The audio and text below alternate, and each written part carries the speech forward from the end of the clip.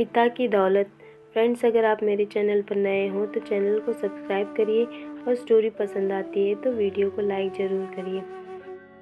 गांव में अकेले रहते बूढ़े पिता की मृत्यु हुई तो विभिन्न शहरों में बसे दोनों भाई पिता के अंतिम संस्कार के लिए गांव पहुंचे। सब कार्य संपन्न हुए। कुछ लोग चले गए थे और कुछ लोग अभी बैठे थे कि बड़े भाई की पत्नी बाहर आई और उसने अपने पति के कान में कुछ कहा।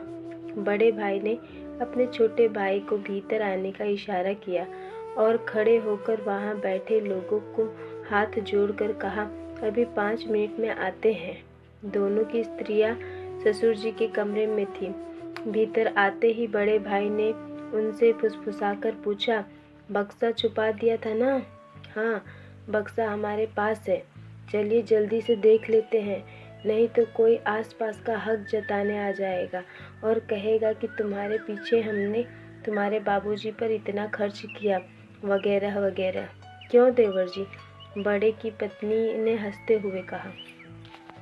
हाँ, सही कहा भाभी, कहकर छोटे ने भी सहमति जताई। बड़ी बहू ने जल्दी से दरवाज़ा बंद किया और छोटी ने तेजी से बाबूजी की चारपाई के नीचे से एक बहुत पुराना बक्सा निकाला।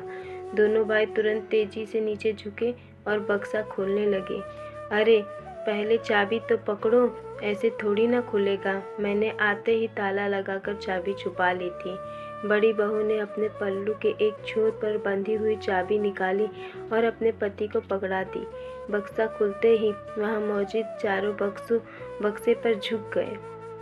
उन्हें विश्वास था कि इसमें माँ के गहने, अन्य बहुमूल्य वस्तुएं होंगी, परंतु बक्से में तो बड़े और छोटे की पुरानी तस्वीरें, छोटे छोटे कुछ बर्तन, उन्हीं दोनों के छोटे छोटे कपड़े सहज कर रखे हुए थे। उन्हें विश्वास नहीं हो रहा था कि कोई ये सब भला सहज कर रखता है। चारों के चेहरे निराशा से भर गए। तभी छोटे भाई की नज़र बक्से के कोने में कपड़ों के बीच रखी एक कपड़े की थैली पर गई। उसने तुरंत आगे बढ़कर उस थैली को बाहर निकाला। ये देखकर सबकी नज़रों में अचानक चमक आ गई। सभी ने लालची नज़रों से उस थैली को टटोला। छोटे भाई ने उस थैली को वहीं ज़मीन पर पलट दिया। उसमें कुछ रुपए थे, साथ में एक कागज जिस पर कुछ लिखा हुआ था। छोटे भाई ने रुपए गिने तो लगभग 20,000 थे, बस और कुछ नहीं है। अरे, इस कागज को पढ़ो, जरूर किसी बैंक अकाउंट या लॉकर का विवरण होगा, बड़ी बहू ने कहा। तो बड़े बेटे ने तुरंत छोटे के हाथों से कागज लेकर पढ़ा। उस पर लिखा हुआ था, क्या ढूंढ रहे हो? संपत्ति?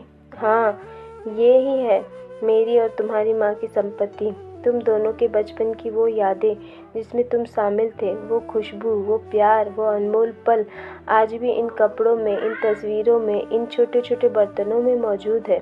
यही है हमारी अनमोल दौलत। तुम तो हमें यहाँ अकेले छोड़कर चले गए थे अपना भविष्य संवारने, मगर हम यहाँ तुम्हारी यादों के सहारे जिए। तुम्हारी माँ तुम्हें देखने के लिए तरस गई थी और शायद मैं भी। अब तक तुमसे कोई पैसा नहीं लिया, अपनी पेंशन पे ही सारा घर चलाया, पर तुम लोगों को हमेशा इस बक्से में अनमोल दौलत है जानबूझकर सुनाता रहा। मगर बच्चों, ध्यान देना, अपने बच्चों को कभी भी अपने से दूर मत करना, वरना जैसे तुमने अपने भविष्य का हवाला देकर हमें अपने से दूर किया, वैसे ही दुनिया का सबसे बड़ा दुख जानते हो क्या होता है? अपनों के होते हुए किसी अपने का पास नहीं होना। जीवन में उस समय कोई दौलत, गहने, संपत्ति काम नहीं आते। बच्चों, मरने के बाद मैं भी तुम पर बोझ नहीं बनना चाहता, इसलिए ये पैसे मेरे अंतिम संस्कार का खर्च है। पूरा कागज पढ़ते ही बड़े बेटे के साथ साथ छोटा बेटा भी फूट फूट कर रो पड़ा।